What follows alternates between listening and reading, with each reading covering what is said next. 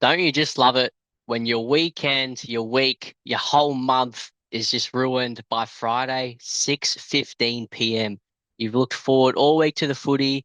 You've looked all week to relax, wind down the weekend, play fantasy. Fantasy's supposed to be fun. And by 6:15 on a Friday, we got through Thursday night's game. We seen Herbie score low. Thank goodness. There were no holes punched in any walls by that point. And I see Britton Nickera get knocked out by Nafahu White's flying knee to the head. The bloke thinks he's in the UFC, and Nikora goes down. And I get a 4 in 12 minutes, and he misses next week. What's going on, guys? It's Mitch. I'm back. I'm riding solo. I haven't told anybody I'm filming the video. As you can see, it's 3:02 p.m. Lockout lifted 1 hour ago on the Monday. I haven't told Jamie. I haven't given Maddie the link. I'm coming here to vent. I'm coming here as a cry for help. I don't go to therapy. Maybe I should because this is what this game is doing to me this season. How are we all? How are we going, guys? No script here. I'm here to cry. I'm here to talk. I'm here to go through my insufferable week that was round 20. And as you can see, look at this. 808 points. Britain Nickera, HIA. Tino Fasuamaleaui, my one and only trade-in of the week. And he gets an MCL injury and gets 10 points and loses about 60K. Wow. Like, where do I even start? This is probably the worst week that I can remember in a long time. Obviously, I think there was a week earlier in the season when Fisher Harris tore his pec, and that was a really tricky week. That was probably the start of my downfall in 2025 season. But this week, I think definitely tops it. You can cop injuries and HIAs, but when they're the guys, especially the Nicaragua one, that hurt the most too. It made it even worse that it was on a Friday, the first game. So I had to sit there all weekend just thinking, well, this week is an absolute write-off now. You can't help injuries, you can't help HIAs, but just the whole team didn't really do anything great. Obviously I looped some pretty good blokes. DCE was just, oh, like my goodness. He didn't kick the ball at all in the second half. Like first half he was looking all right. I don't know what he was on at half time. And in the second half, Luke Brooks just did all the kicking. So I'm wondering if there was an injury there or a cork or something, but that was just great. So DC 37. So between Nikora, DC, and Tino, I copped what, like 52 points, 53 points. Like, oh, and they're all guys that are relatively low ownership, especially DC and Nikora. So yeah, it was just a mess. 808 points for me. It's definitely the lowest I've seen. The lowest in all my groups. All the leagues I'm in, everyone scored about the average of the round was like 890. So I'm 80 points below par for the week. And that's what this is. This is not me getting on and giving anybody advice or even talking fantasy. This is me crying without actually having tears. And that's why I'm doing the video while the sun's out so I can enjoy my day. I didn't want to put this off any longer or do it later on the night. I wanted to get in, talk about what happened. I'm probably recording this before Jamie even does his round results video. Like that's how much dedication I have, and I'm still rubbish. There's a good chance I retire from doing the videos so I can actually go back to winning. So where did the week start? Let's go back before we even get into any plans, anything of the good stuff. And we go back to the Dolphins versus Cowboys. I saw Herbie score 57 from memory, and thank God I got out of that one. Drinkwater scored 54, pretty much the exact same. Katoa, a very last minute offload into a field goal. So that's a +9 right there, but that's fine. It was mainly Herbie who I was death riding like every week. And thank goodness, you know, the last week that just happened was tough. It was gross. I never want to experience it again. Once this video is over, I'm forgetting about that from my memory. It's the Dolphins bye. This is the week I've been waiting for. Thank goodness I don't have to watch Herbie. Like Katoa, it is what it is, right? Like whatever. I'm not worried about Katoa at all. It's Herbie, and thank God he's on the bye. It doesn't really matter because I've got both Fermor and he absolutely sucks. Like he stinks. 29, so gross. By that point, I was already like 4 or 5 drinks in. I was 4 or 5 beers in. I didn't want to watch the footy anymore. I was so over it. Heading into the second game, Sharks versus the Roosters. Like I said, Nakora HIA. I did not care about the rest. Of course, Connor Watson, pretty tough score, bringing in a few weeks ago. Teddy, everyone owns. And then let's get into the third game.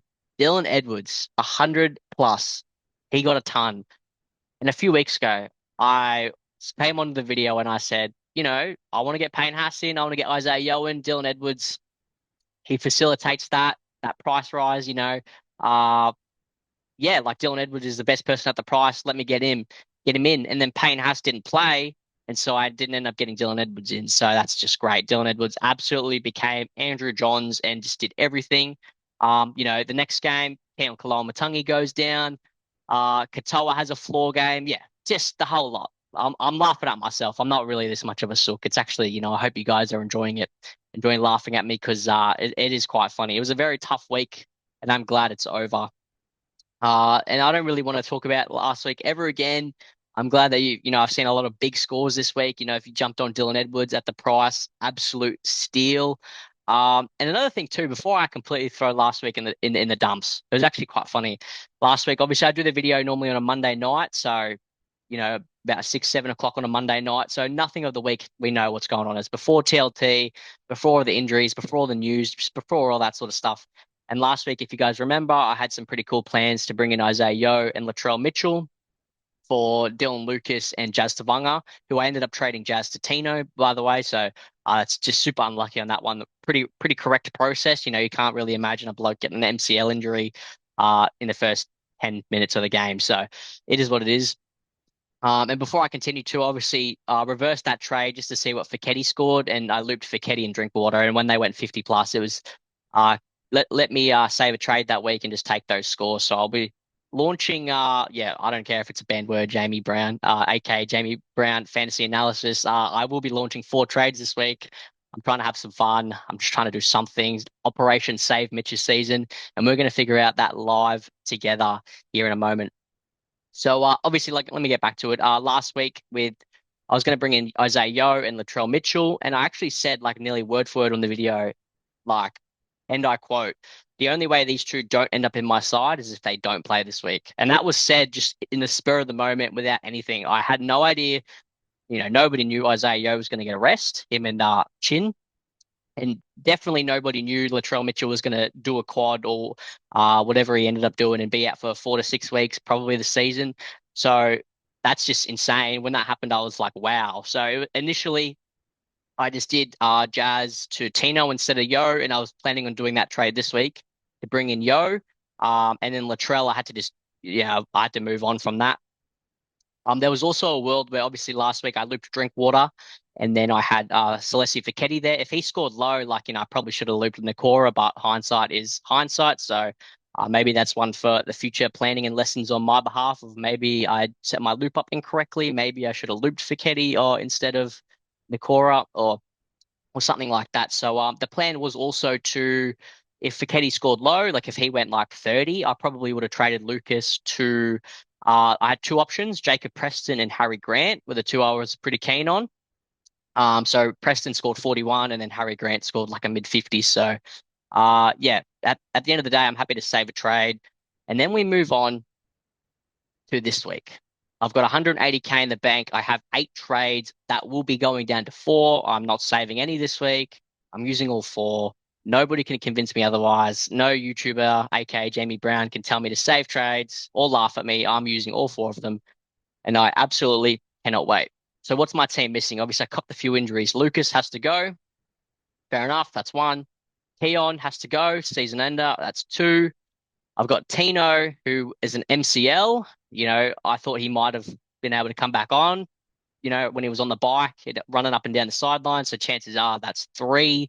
Nikora has a HIA, obviously. So I'm going to hold him reluctantly, just because, trades are worth like $27 or something right now in real life money. So I'm actually trying to buy trades, off someone off like the Facebook marketplace or something. So obviously DC stinks.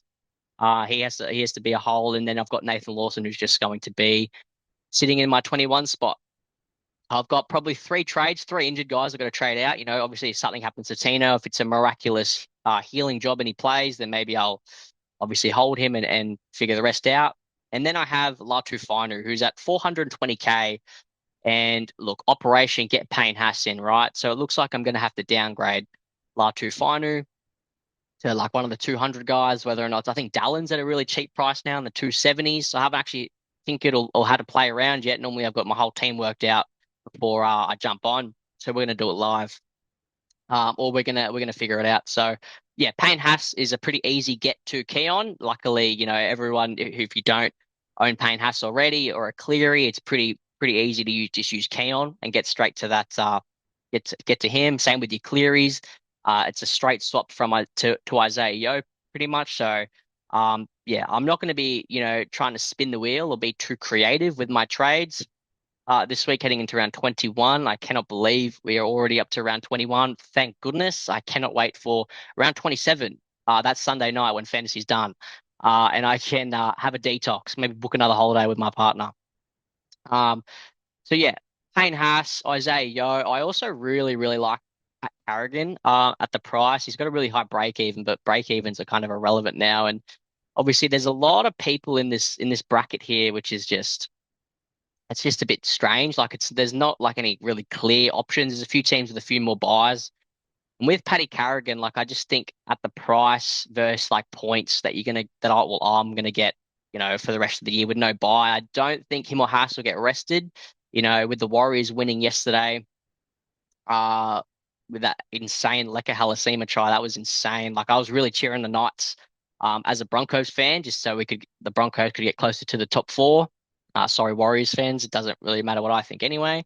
Um, and yeah, so with that Warriors win, the Broncos are 2 wins from the Warriors, and I think that we are 1 point in front of the Panthers with the Panthers draw they had earlier in the year, and Penrith have a super easy draw. So I'm pretty confident Penrith are going to win like the next 5 games or something. I think until their Raiders game potentially. So the Broncos have to keep winning, and to keep winning, they need to play Pat Carrigan and Payne Haas. So I think Jacob Preston at the price is really, really interesting. Obviously going Katoa over him 3 or 4 weeks ago has worked out really well. Preston's lost 130 or 110K, sorry, whereas Katoa, has made only like 40 or 50K, but scored a lot better. So, yeah, I think Preston's a fine buy as well. AFB guys are looking at getting off. Tarpanay got off a few weeks ago. How crazy is that? He scored 48 with 15 tackles. Like, it's actually insane that he still scored 48. And everybody in this list is just a bit meh. Mitch Moses is back this week, I'm pretty sure. So he's not going to have the goal kicking though. If he was to have the goal kicking, he'd be someone that I'd take a punt on. Harry Grant, someone really interesting. I was pretty keen on last week. If Fiketti scored low, but these Melbourne guys are going to have a rest in the back end. So yeah, Hughes, Grant, Katoa's, mainly those three. I think we'll get a rest. The Kiwi boys have played all season, and Bellamy typically rests them, depending on the ladder and that sort of stuff. But so yeah, pretty grim. All these options here. There's a few fun picks, and there's definitely a few pod picks as well. Zach Lomax was someone who's really interesting to me a few weeks ago, but I didn't pull the trigger. And look at Dylan Edwards. Look at him, the avatar, the bald eagle, the bald eagle 2.0, I should say. 614. What was he like 540K last week? Oh my goodness, he's on his way to 750K quick smart. So let's do some very live tinkering. I don't know how this is going to go. I wonder if Jamie Brown is going to like the way that I tinker live. And let's see. So if I move these guys around, it's pretty grim. But first, I need to create some cash. So Latu Fonu, he's done his job. I'm never going to play him. I actually have Adam Dewey already, so I have 2 Tigers. And let's try with Dallin. See if I've got enough cash. So I like Dallin as a cash out slash cash down, more so a cash out, just because the Warriors don't have any more buys. He's hasn't been in he's been in and out of the side all year. And at the price, he frees up a lot of cash.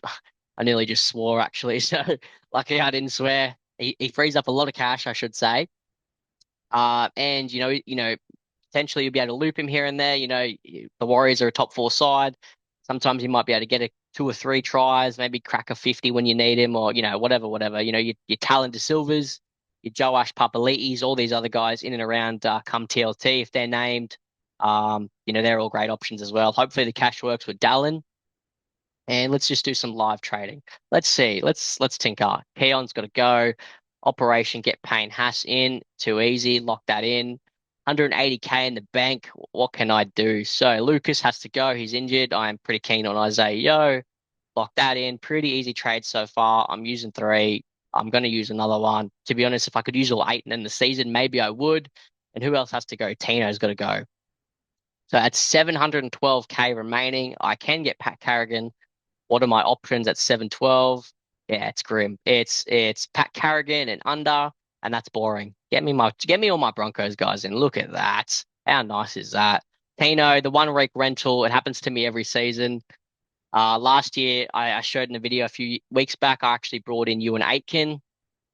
Um, I brought in Ewan Aitken for Nico Hines, and Ewan Aitken tore his pec in the first 5 seconds of a game, and so I had brought him in, then had to trade him right back out. Alex Twal last year as well. Funnily enough, this is when I was doing really well. I brought in Alex Twal as buy cover because last year the Tigers played. I think so it was after the first major buy round, and I brought Alex Twal because they played all the way through. I think their buy scheduling was really similar to what it is this year, where they didn't have a buy. And so I brought Alex Twal. He played 1 game and then got a concussion at training, and he was never to be seen again. So I pretty much brought him in and then traded him out 2 weeks later. So honestly, it's a bit of a yearly process, and I'm super used to it. So let's get all these big dogs in. Let's change the team up the way I like it. Let's see what loops I can do. Let's put Katoa on the left side because he's earned it. Brighton, you are not having the vice captaincy. You absolute fraud. 50 with a try. Oh, I nearly said some bad things. DC, you are not in the starting side. You are rubbish. Look at my centers. I don't have Herbie. Herbie's not playing this week. Bo Fermor, pick it up. Adam Dewey, 60 minutes. Like, what are we doing, Benji? Play your goal kicker and your second best player for the whole game, please. Back three, look fine. Starting team, look, it's pretty solid. What am I missing from the starting team? Couple of Dolphins players, maybe. Um, but yeah, starting side looks exactly like everybody else's pretty much. I've got a few point of difference players, and the point of difference players I have aren't very good. So let's see, I should be able to do some pretty good looping this week. With Connor Watson, Paddy Carrigan, I will be taking their scores. Melbourne play the Roosters first, so I think that will be me looping Fiketti again. I shouldn't even loop him, like he's killing it. 48 into 54 or something. So, what loops can I actually do? I'm glad it worked with Dallin. Let's set the team up correctly. Dragons play second, so I can loop McKetty like this. They play first. Yep, and then I can loop. Okay, there we go. So we've got a loop set up here. Live tinkering. I've never done this before. I don't really want to talk about last week. It's pretty easy this week with your trade targets, your bring-ins. I'm such a little sook. I love it. Everyone here probably hates it too. You can laugh at me in the comments. We'll see what we can come back at. Yeah, Nikora and Lawson not playing. I'm going to hold Nikora. I've used 4 trades. Fiketti plays first. If I like Fiketti's score, I leave it. If I don't like Fiketti's score, I move DCE and Drinkwater up and just play them, cop whatever they get. Dallin, I'm not going to worry about this week. I'm just going to leave him down the bottom. If Fiketti scores really well, if he goes 40, probably close, say 50, just for the vibes. If he goes 50, it actually allows me to take his score with Lawson. Lawson and Drinkwater playing the same game. Then I can loop Drinkwater with Nikora. If Drinkwater stinks it up, which Stinkwater always does, then I can just move DC up and take Fiketti. So that's pretty easy with the looping. And those are the trades, right? So I'm bringing in Dallin as a cash out for Latu. That means I've got 2 of them. Lawson, who's never to be seen again, and then Dallin as a break, very, very, very late glassing because of an emergency. Payne Haas just getting him in, Isaiah Yeo getting him in, and then Pat Carrigan as a really good, solid option. I think I'm trading out a couple of edges. Obviously Lucas was in my centers, Keon was more in my edges, so I've got Nikora there, got a few big dogs up top, got cover all over the park, so 4 trades left, pretty luxury.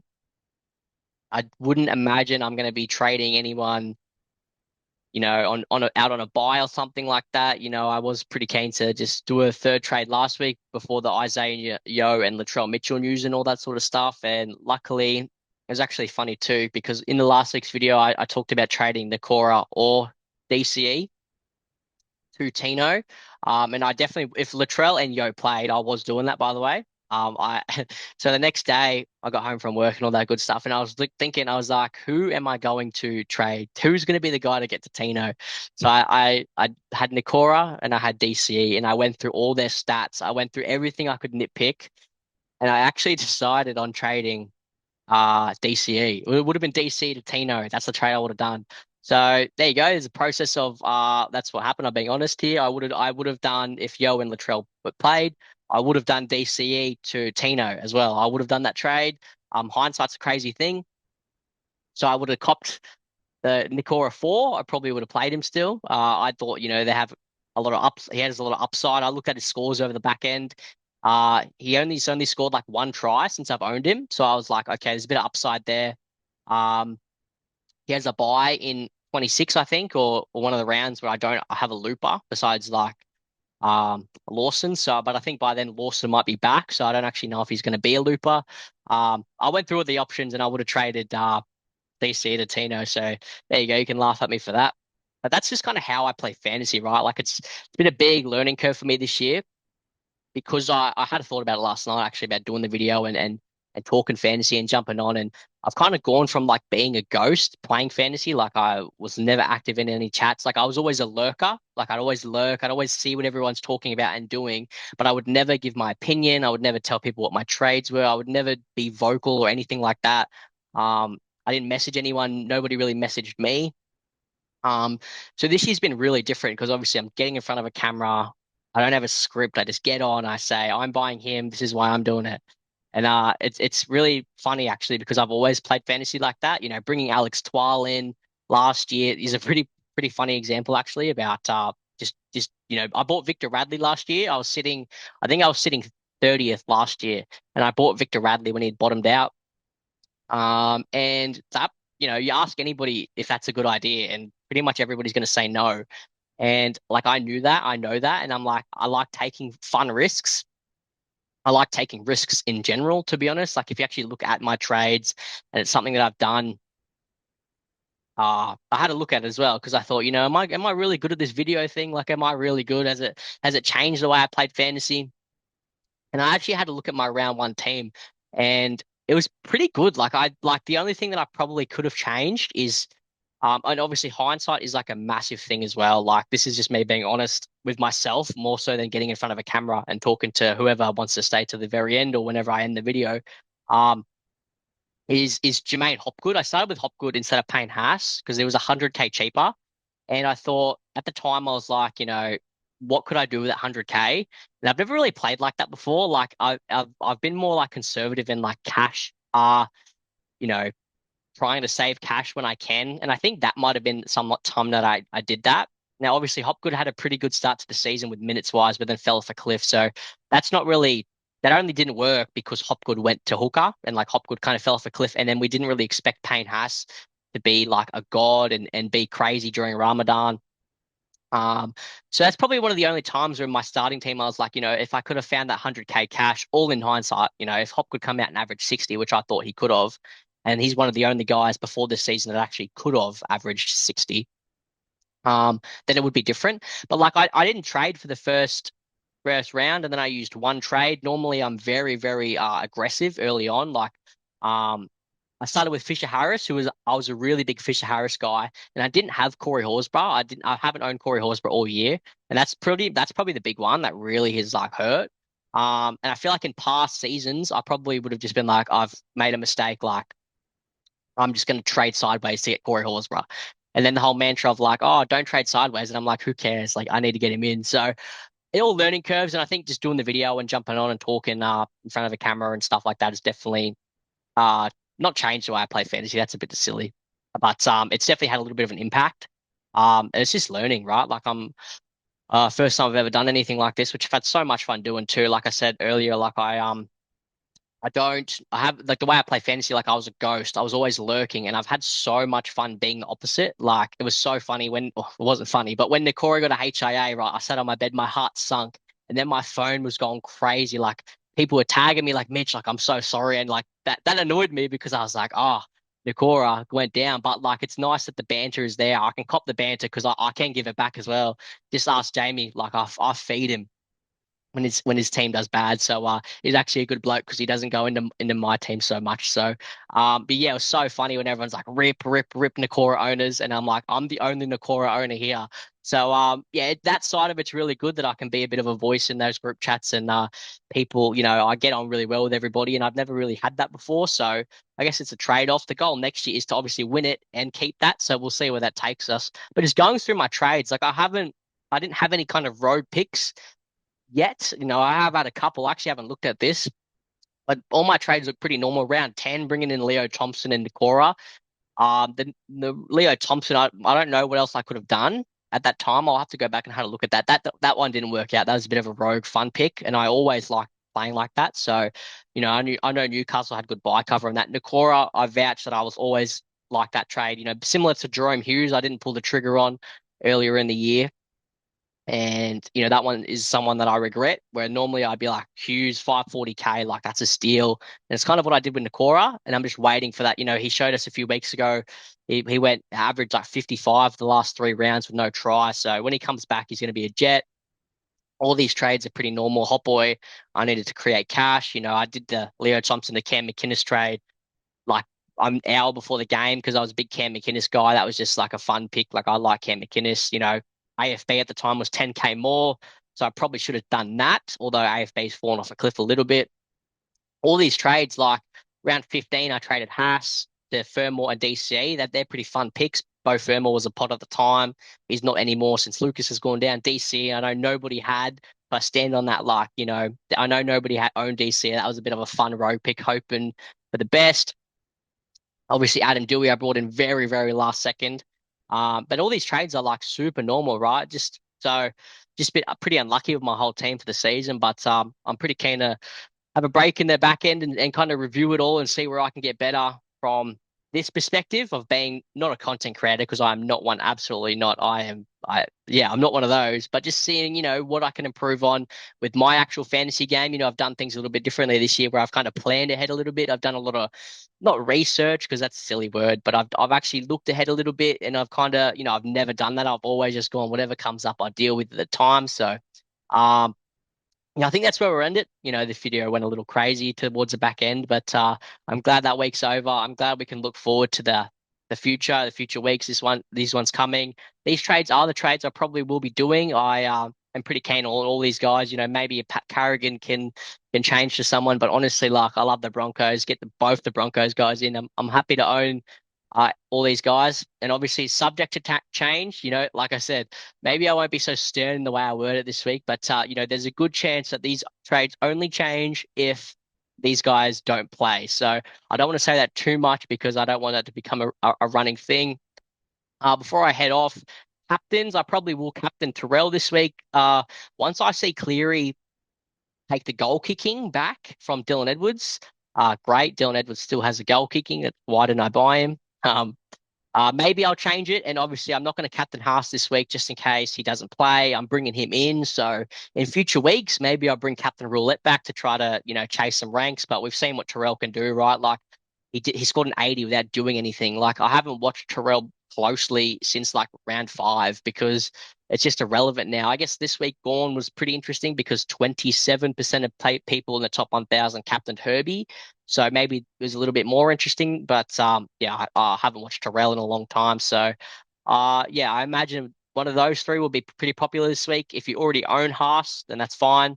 But if you bring in one of these guys in, I probably wouldn't captain them just in case they go down. You never know. Like, luckily, like Latrell was laid out before the round started, but things like that can happen all the time. So I think that's where I'll end it, guys. Sorry for the rant. Sorry for the different type of style in the video. I did enjoy this one a lot more because, like I said, I really didn't want to talk about last week. I had a few people message me and kind of ask me about some stuff and just talk about fantasy, which everybody normally does, and I really enjoyed that aspect to it, where I wake up to a few messages or people reach out at different times, and we kind of cheer players on together that I own. And I did not want a bar of it last week. A few guys messaged me and say, "Hey, you still have Tino?